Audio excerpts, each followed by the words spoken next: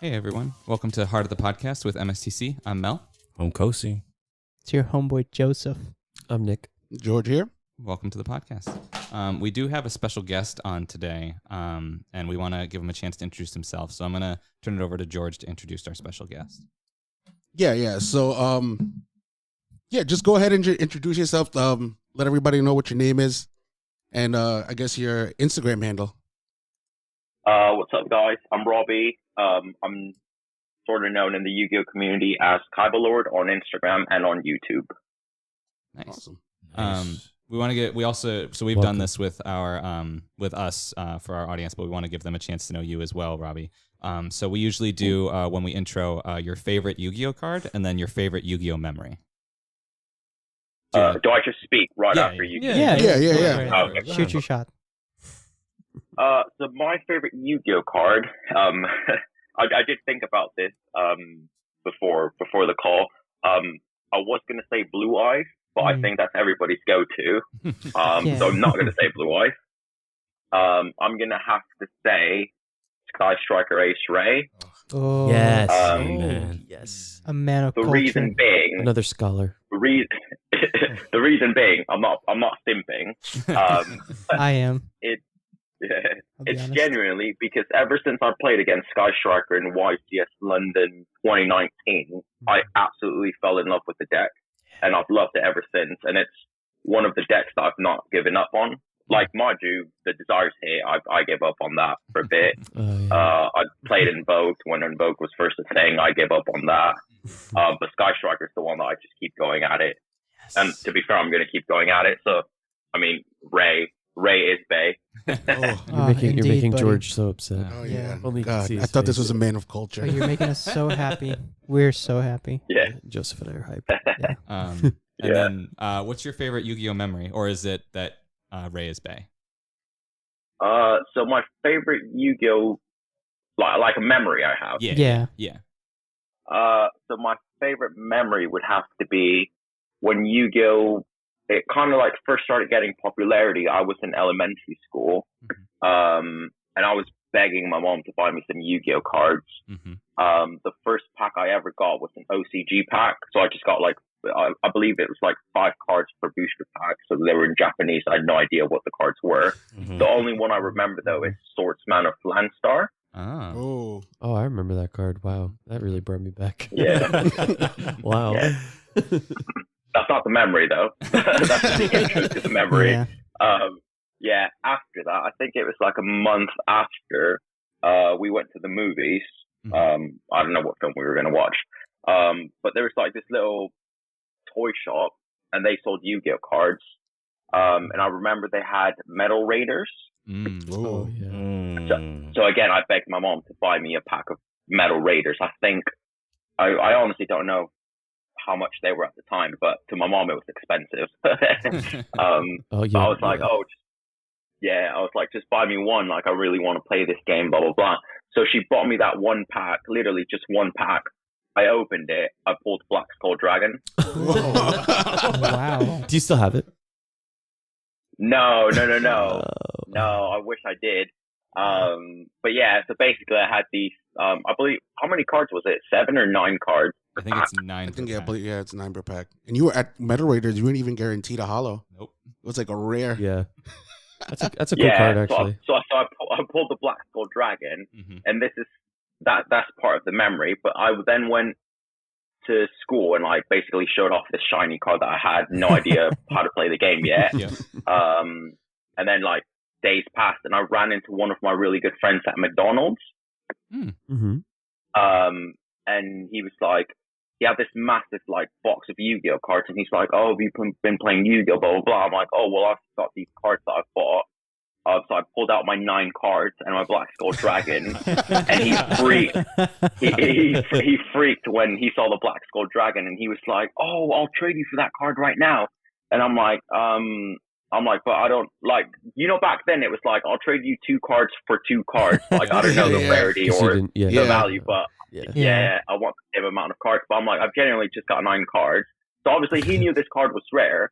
Yeah. So I think he literally traded me like 60 cards for this Black Skull Dragon. Oh, that's beautiful. Man, that's he terrible. probably was like, I'll neg. It's fine. It doesn't. I wonder if he said, "I'll take the." Wait, do you still know him? Does he still have it?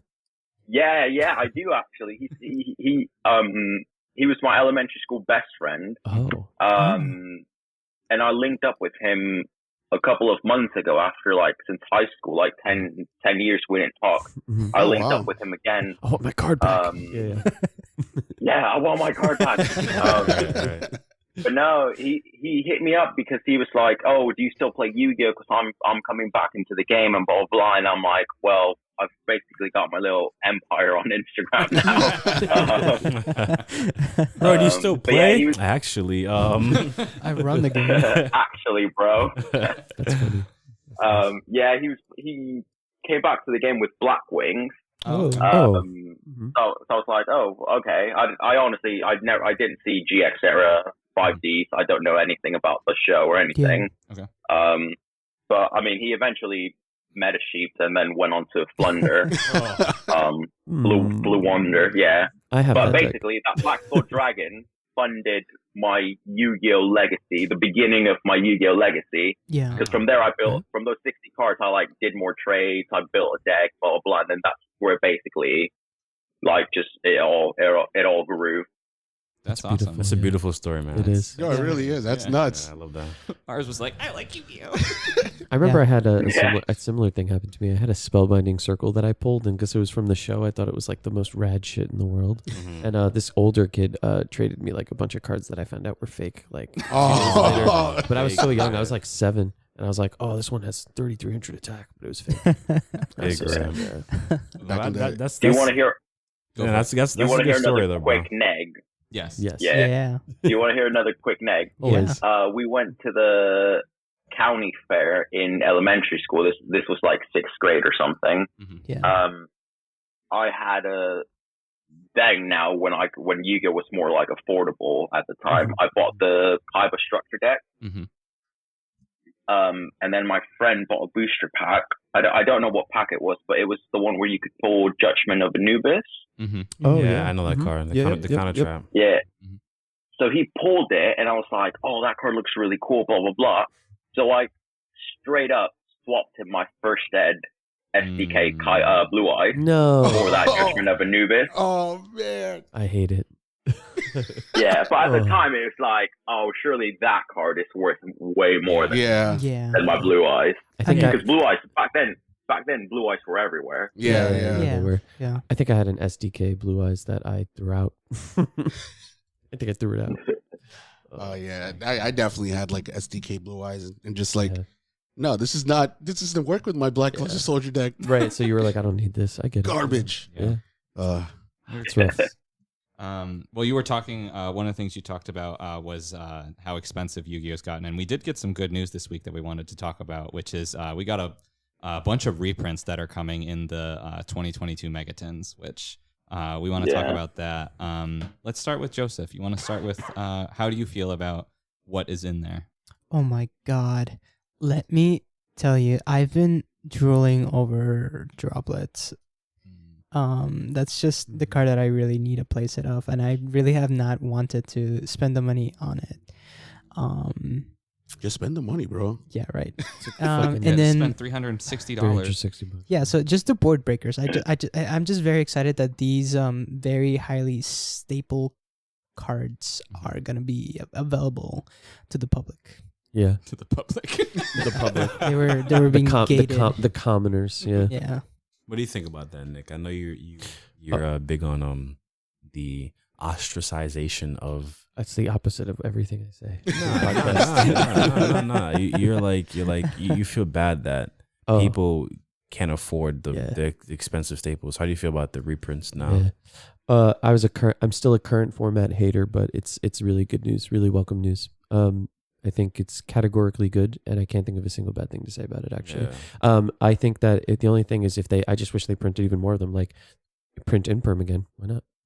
But it was great. It's great news. Yeah, It's nice. Imperm was missing from the list. Yeah. Which is at least I think they revealed 6 cards. Ash made me happy because Ash is still too expensive. Like Ash is always going to be is expensive, weird. though. Ash is very weird because when I got back in the game in 2017, Super Ashes were $10. Like not how Super Imperms are $10 now. Yeah. So I got a place at Super Ashes for $30. But it, like I say, it's weird. It always is. It's now they're at 30 each. Yeah. So it's for comments. I hope it calms down again. I can't think of a reason it would be bad news.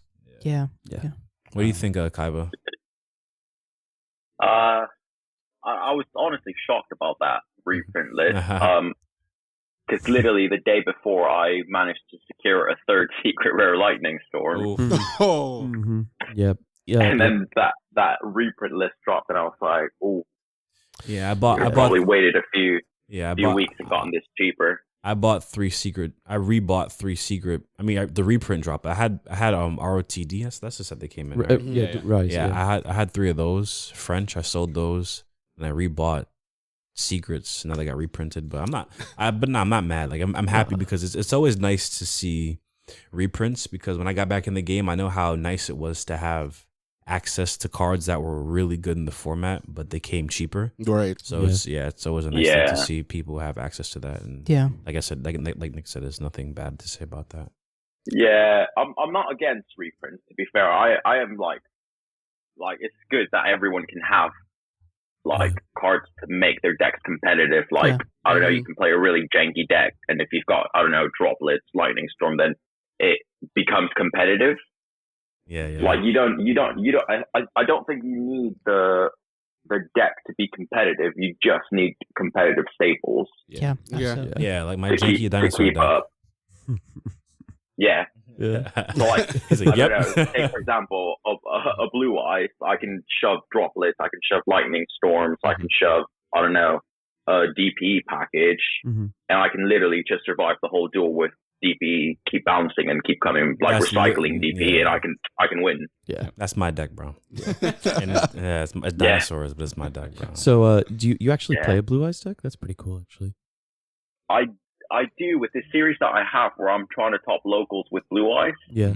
And then my friend's trying to top with Odd Eyes, but obviously Odd Eyes is pendulum, so they've got more advantage over other decks. As in me, I get ashed, and I'm like, end on. End on Link Karibo. Yeah, that's like a couple of days ago. I played a Hero Lives, and I was like, yes. And then I got Ash, and I was like, well, I guess I'll just pass turn here on this one Stratos. That's the only issue with decks that have competitive staples, but they're not meta. Their ceilings are a lot lower than all these other decks. Yeah, I've got this like, I don't know, thing that I tell everyone, because I was thinking about it, because I've been deck testing. I've got locals tomorrow, so I've brought out the legendary Mech Invoked out the binder. Oh yeah. I was against Aleister, because literally I got bored of Aleister. Because I think 4 people out of the 10 that go to locals play Invoked. Oh wow. Like an Invoked variant. So I was like, well, I'm going to bring Mech Knight Invoked, because Mech Knights are super underrated this format. I agree. But I've been hand testing and stuff, and I got the playset of lightning storms now. So I wanted to shove the lightning storms in, and I kept like hand testing, and it's like you either top deck it or it becomes a useless card, because you're never not going to have anything on the board with Invoke. So like I kind of came up with a thing, like I started telling people, I'm like, just because you have access to expensive or competitive staples, it doesn't mean they can go into every single deck. That's true. Like I have anything can be announced. Like I don't know, the new Moki Moki card that got announced, and I can guarantee you 6 out of 10 people will comment in like an archetype Facebook group, how can we abuse this card in the archetype? Like, stop. 100%. 100%. Yeah. I think for like reprints, so for me, I think like when big reprints like that get announced, it only means like Konami's soon going to power creep them. It's like Forbidden Droplet is going to be like That's a very good point. It's going to be good for for the reprint season, and then next year is going to be like Ultra Forbidden Droplet or Droplet 2. Forbidden Droplet 2. Droplet 2 get soaked. There's something going to come out that's going to be even more ridiculous than Forbidden Droplet, and then it's going to Forbidden Droplet's going to drop to like $10 a copy. Forbidden Droplet 2 costs to draw 3 cards, 3 more spells to grave search, mobilize, engage. I can't even get creative enough to think about how they'd power creep them, but I'm sure there's going to. Absolutely. The best way they could power creep Forbidden Droplets is if the card wasn't forbidden anymore and it was just droplets, legal droplets. Wow, legalized droplets. Yeah, I fucking hate you. it's like part of extravagance now. It's common print. Oh, that shit got power crept off the planet. Yeah, like remember when we first started playing in 2019, extravagance was like, I was like, banish 6, draw 2. I was like, holy shit. And then prosperity. Basically. And then prosperity was announced. And I was like, whoa. Dig 6. It's funny you mentioned like you can't run all these staples because I play a hero deck and I can't run prosperity because if I can't OTK you, then I die. So like I can't even run that card. So yeah. It's like I see people playing it in Striker, and I can see why it's good. Yeah, but I don't know. Everyone's got like their own style of play, but to me, with Sky Striker, I try and OTK as soon as I can. Yeah. But if I'm playing this $200 card that's gonna just deal half damage to my opponent, it's like, well, it's just flexing, isn't it? Yeah, like you're gonna like how many Hayate pokes are we talking about here? Like, yeah. 15, 750, 15. Yeah. It's too much. Yeah, those reprints are sus though, because like I honestly see. I mean, after the summer when the reprint comes, I honestly can imagine Lightning Storm won't be played anymore. Yeah.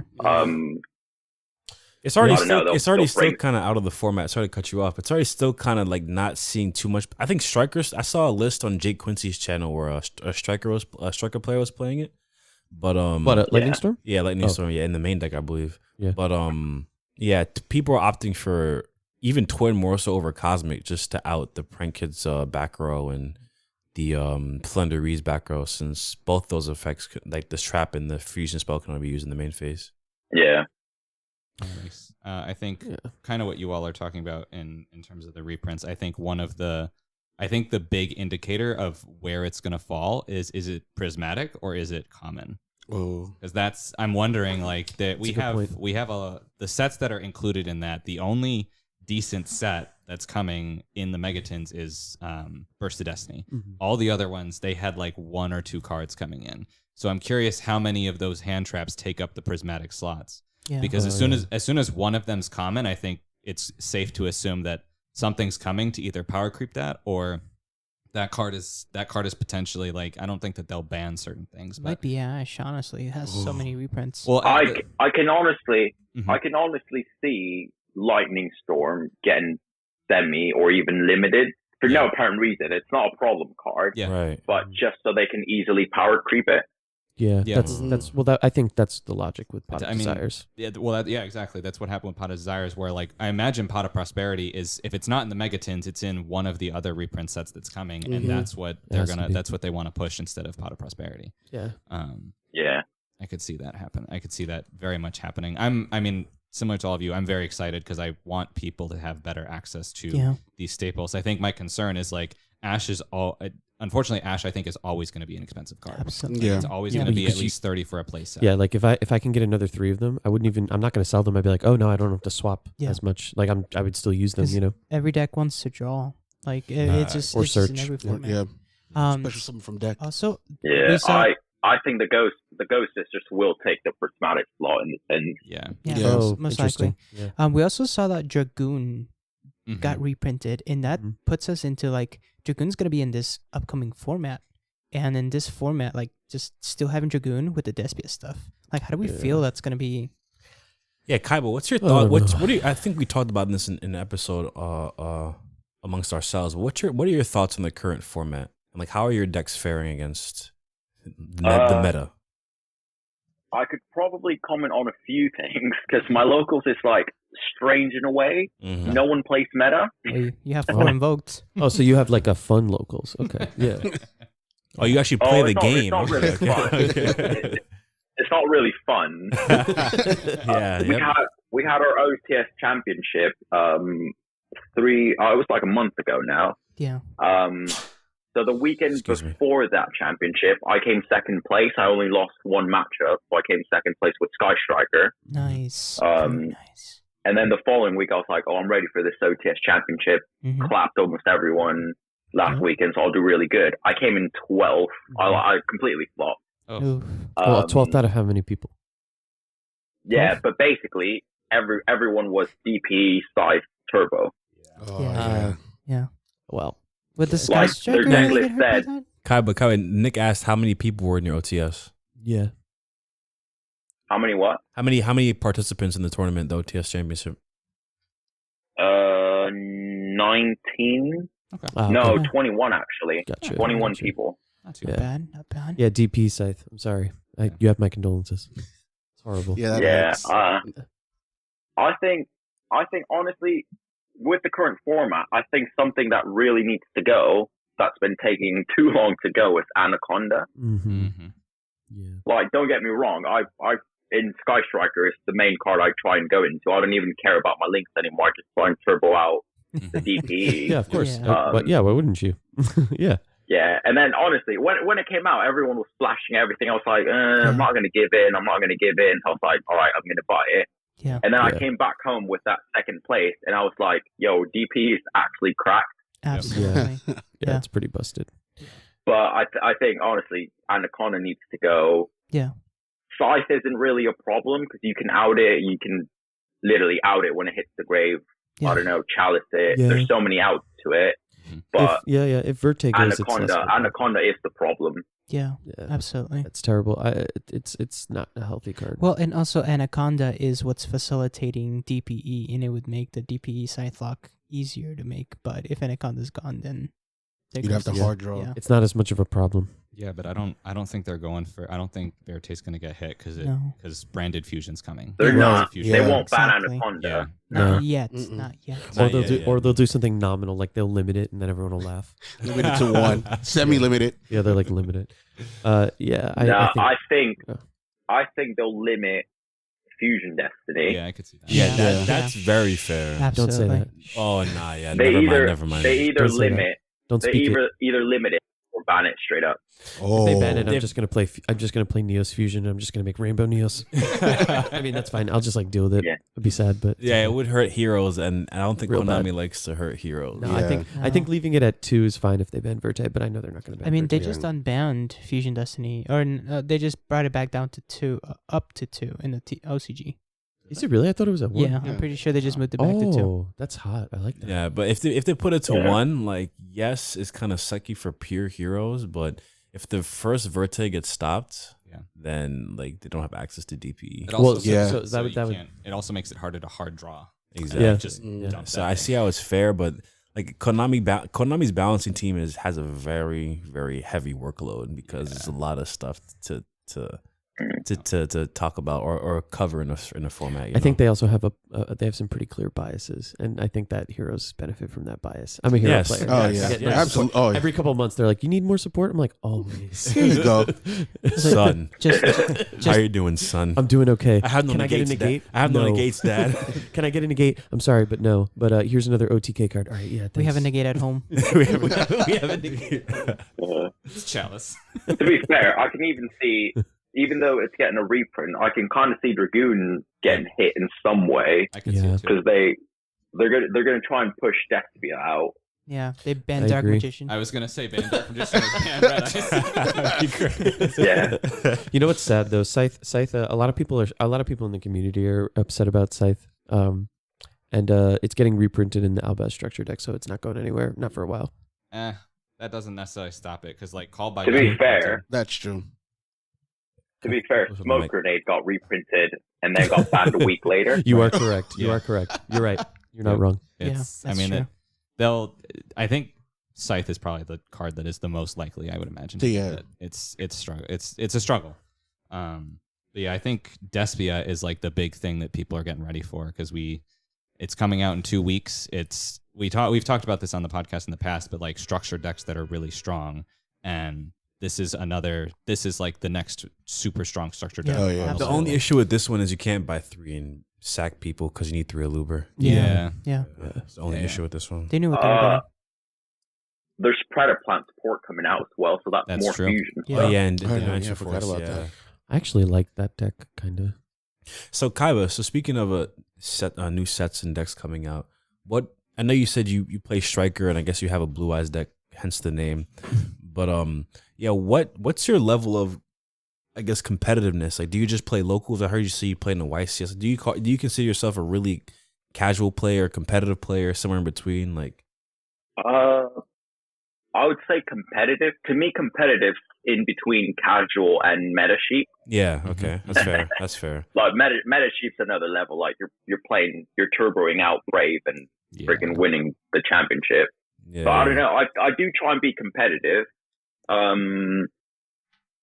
Yeah, I mean, I play to win. I sometimes I do enjoy it. I play Sky Striker because I enjoy it. Yeah. But I do play to win. Like even when I come up against one of my best mates at locals, like I'm not going to catch you now.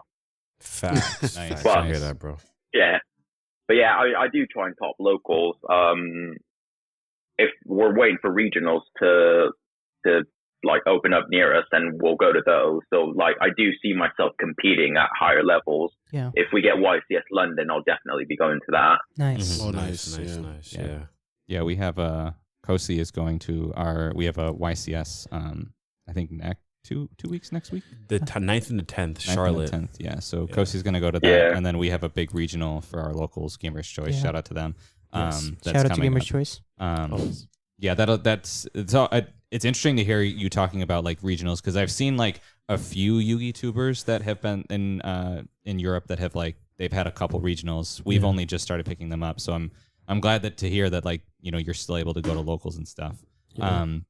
I think one of the things we wanted to talk about was like your process with your Instagram, because you have a relatively big following, and we've taken a look at it. We've seen a couple things. How do you sort of what are your how do I phrase this question? What are your sort of thoughts about how you create content? Because you're a content creator, and I'm curious. Like none of us here are content creators aside from this podcast. So I'm curious what your process is, like what you think about, and what you sort of do to get some of the material that you're looking for. I think my main rule when creating content is always make a good content. Okay. There's a lot of pages, because I do, even pages I don't follow, I do like just watch other pages and stuff. And like, obviously you got to keep the competition in check, don't you? But yeah, like when I make content, it's like memes, for example, like little details, because the memes, like surprisingly, they take quite a while to edit. But yeah, like if I'm happy with it, I upload it. If I don't upload. Like I've got so many like dead memes or like photos of cards and stuff that I just didn't like, that I didn't upload. And it goes back to that, to uploading good content. There's a lot of pages that just rush their content. Okay. And there's just like all these like 50 hashtags and everything. And like they've reached out to me like, oh, how can I get to like 10K followers fast and blah, blah, blah. I'm like, well, it took me, I think, 2 years, a year and a half to get to reach 10K, but it was down to just good content. Yeah, of course. Basically quality. But yeah, Yep. No, what I was saying is, I guess like your basic rule of thumb is quality over quantity. Yeah, definitely. Good. No, that makes sense. Go ahead. Yeah, but I mean, I don't know. I guess my Instagram page started off as like just a meme page. I honestly didn't think it was going to grow as big as it has. I just thought like, well, I'm just going to do this for fun. I created the page. I didn't upload anything for like 4 months.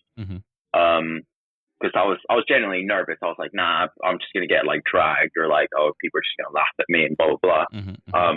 Or one of the main things that a lot of small content creators fear is that they don't have enough knowledge to talk Yu-Gi-Oh. Interesting. Like, to me, if you compared me to other YouTubers, like, I'm a scrub.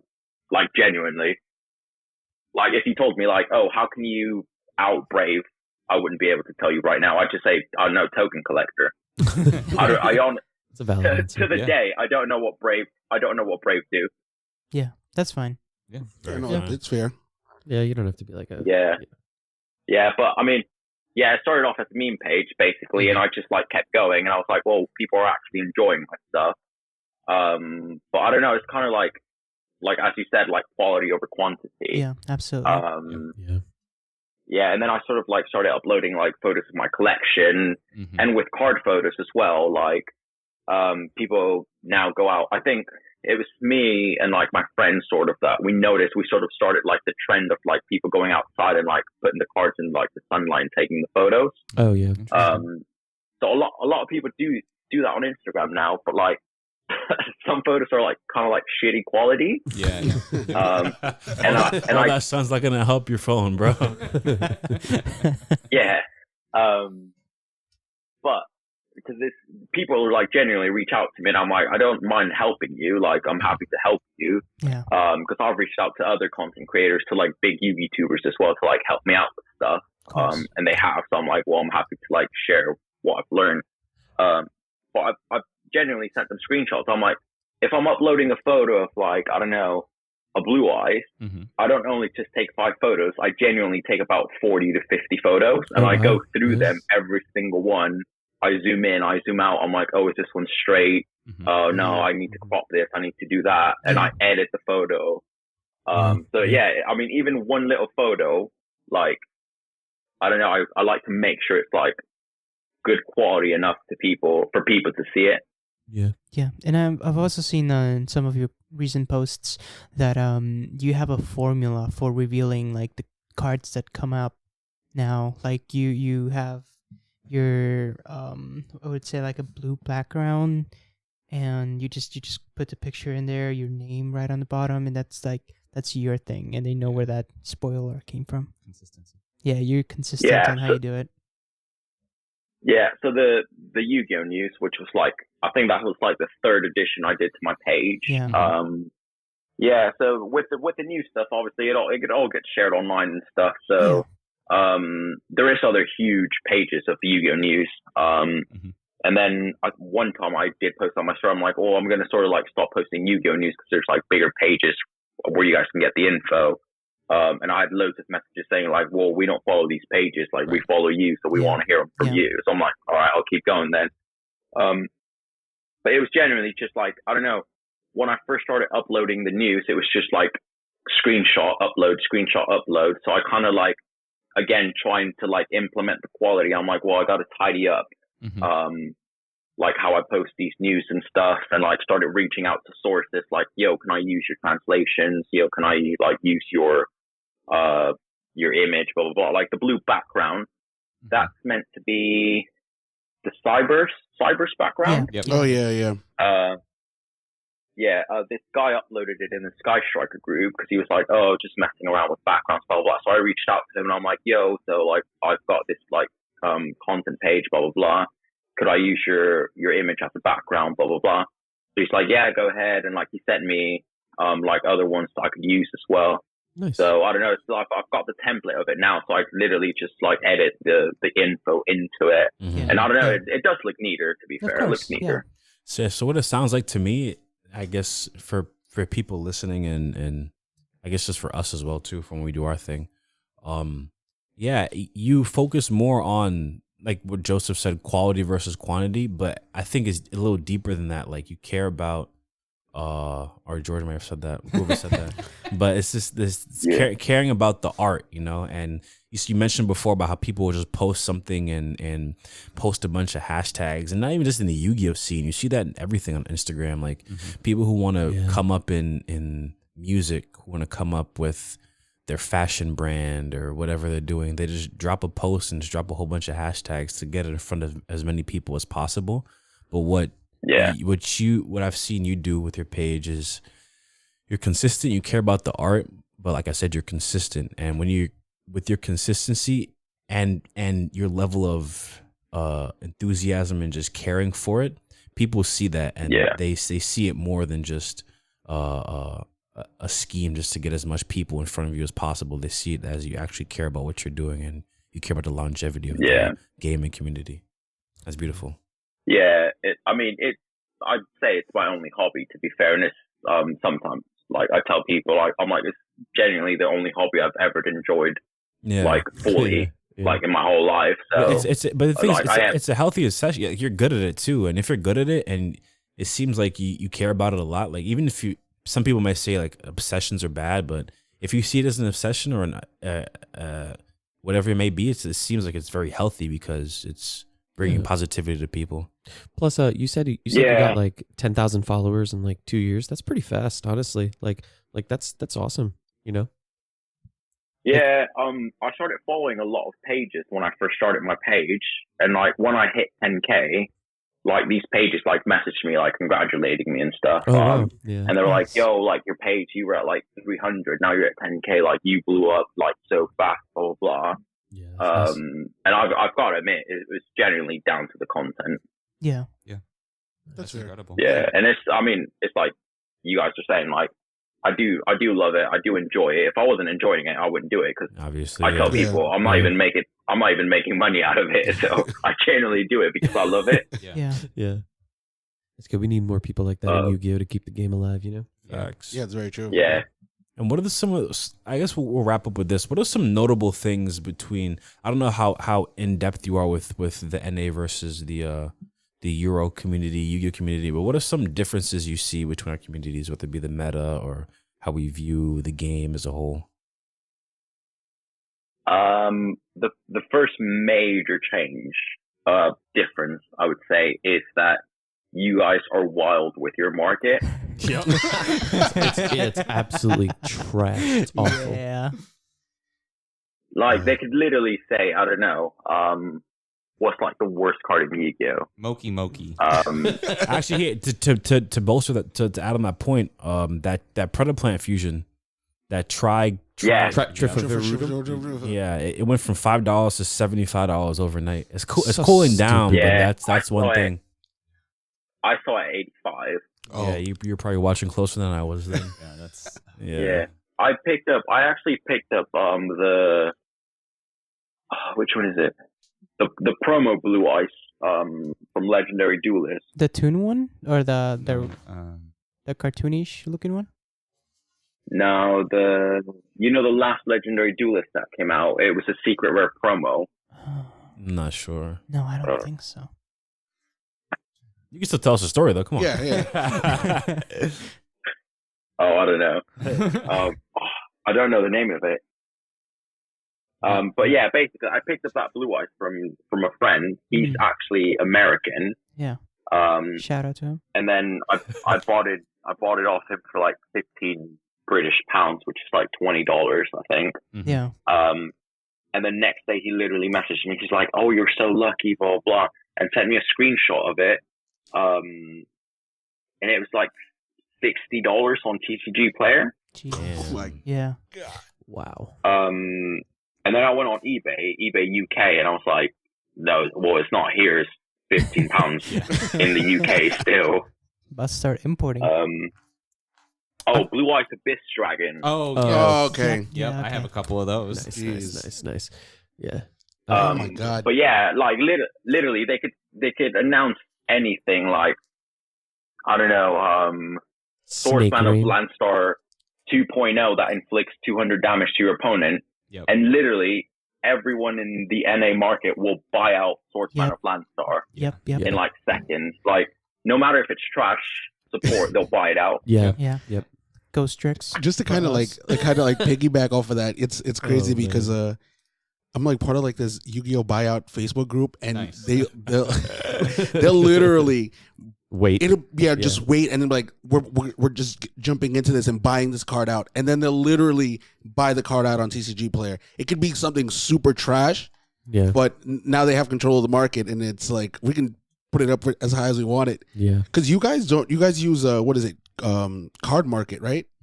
I've actually no, not it. No, actually, card market is just used in Europe. Oh, I see. Okay. The UK is not part of Europe anymore. Oh, right. Yeah. So So we base everything off of eBay's lowest or eBay /sold. I've bought cards from Card Market and had them sent here. I've done that before. I bought some Evil Hero cards that were really expensive from Card Market, and then I got them sent here, and it was still cheaper with the shipping. That's jokes. No, like actually though. Oh. Yeah, it was crazy. Yeah. Yeah. I am going to give a tip though. Go for it. The NA market is very focused on meta/competitive related cards that they don't really focus on the collection side. Ooh, that's deep. So me personally, when I want to buy like pieces for my collection, I get them from the American market. Interesting. So if you're looking for like collection pieces, definitely buy them in the American market because I don't know, it's not really their focus. Yeah. Because I got a Cyber Dragon, a secret rare tin Cyber Dragon. In the UK, it was selling for like 30, 35, 40 pounds near mint. Yep. And I got it on a claim sale in like an American page for like, what was it? The equivalent of like $8. That's an insane. Yeah, oh my That's God. great. Sheesh. Yeah, I follow similar, Robbie, to what you do. I'm like, I don't look at what's in the meta. I look at like what collection I have, and I'm like, what are people paying attention? What are people not paying attention to? So like similarly, Cyber Dragons were like really down, and they're one of the decks that I play. So I was like, I had ultras, but I'm like, I can rarity bump these, and I saw they were like $10, $15, and I was like, let me grab a couple of them from like eBay and from different stuff like that. And then I think right after that, the structure deck got announced, and it shot up to like $80 or $90 for those tins. Jesus. And I was like, yeah, I like the deck, so I'm gonna keep them. But wow, it's just like, and I've said this before.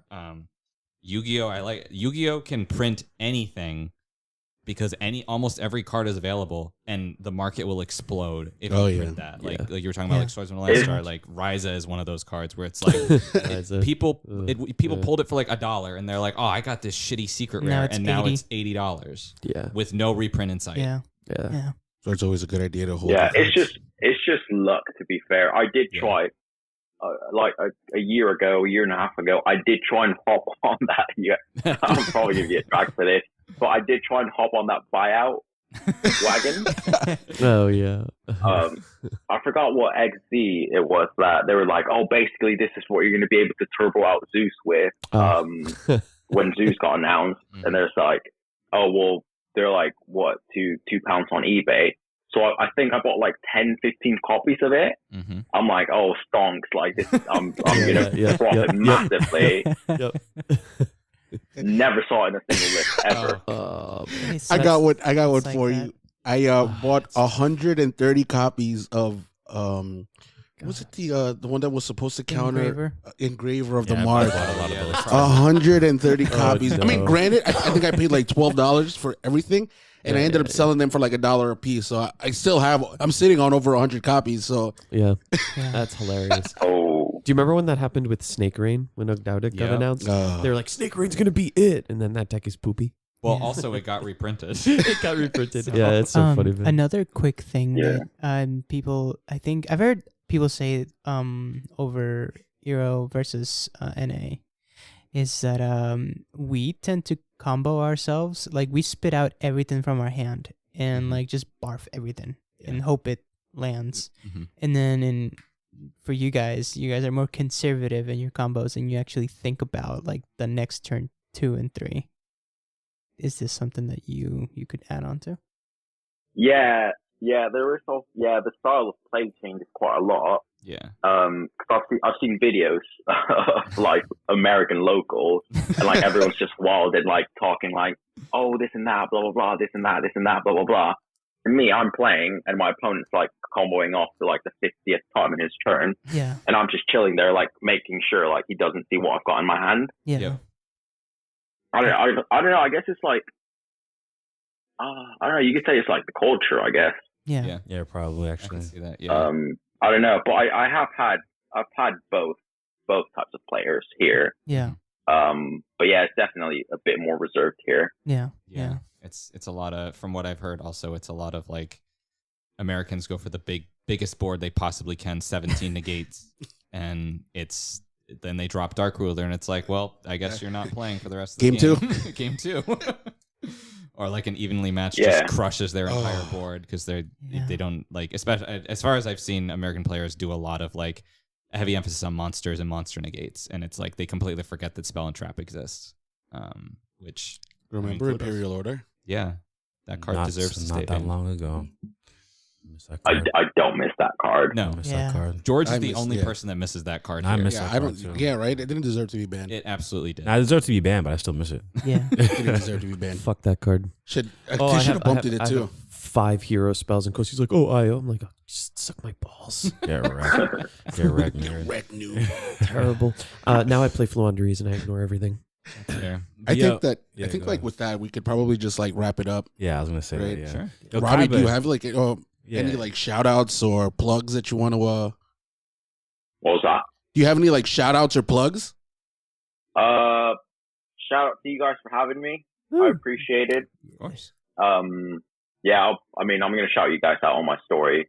Wow, thank but you yeah, so much, bro. Thank you. thank you guys for having me. It's been an honor to be invited to your podcast show. Of course. Thank you for Lots coming. of success with the show. Hope it grows. Hope it blows up. Thank you I'll for share it coming. on Facebook as well. That makes 6 of us. But yeah, shout out to Hardcore Cards, my bestie, my Yu-Gi-Oh bestie. We basically do all our content together. I basically bounce because he's really good at Yu-Gi-Oh. He's got a lot of ideas and stuff. So basically, a lot of stuff I bounce off him, like, oh, what can I side deck? What can I do this? What can I do that? I don't know. We're just always like, I don't know. He's one of my best mates. So shout out to Hardcore Cards. You can find him on Instagram as well. Another huge shout out to Layer of Dankness. I don't know if you guys have heard of him. He's a meme page on Instagram, but he's actually, I've titled him my tech guy. Okay. So whenever I have trouble with YouTube, with Instagram, one time they tried hacking my Instagram page. Oh wow. And he's the one I always go to. Yeah, he's the one I always go to for help.